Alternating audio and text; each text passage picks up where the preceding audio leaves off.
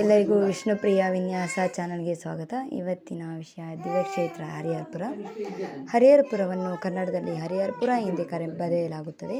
ಇದು ಚಿಕ್ಕಮಗಳೂರು ಜಿಲ್ಲೆಯಲ್ಲಿದೆ ಮತ್ತು ತುಂಗಾ ನದಿಯ ದಡದಲ್ಲಿದೆ. ಇದು ಶಾರದಾಂಬೆ ದೇವಿಯ ಮಠ ಮತ್ತು ಆದಿಶಂಕರಾಚಾರ್ಯರು ಸ್ಥಾಪಿಸಿದ ಧರ್ಮಪೀಠಕ್ಕೆ ಹೆಸರುವಾಸಿಯಾಗಿದೆ.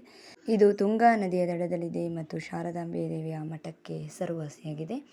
ಪುರಾಣಗಳಲ್ಲಿ ಈ ಸ್ಥಳವನ್ನು ಪವಿತ್ರವೆಂದು ಪರಿಗಣಿಸಲಾಗಿದೆ ಎಂದು ಶ್ರೀ ಲಕ್ಷ್ಮೀ ನರಸಿಂಹ ಕುಟುಂಬಂ ಹೇಳುತ್ತದೆ. ಹರಿಹರಪುರದಲ್ಲಿ ಆದಿಶಂಕರಾಚಾರ್ಯರು ಶ್ರೀ ಶಾರದಾ ಪರಮೇಶ್ವರಿ ದೇವಿಯನ್ನು ಪ್ರತಿಷ್ಠಾಪಿಸಿದರು ಮತ್ತು ಧರ್ಮಪೀಠವನ್ನು ಸ್ಥಾಪಿಸಿದರು.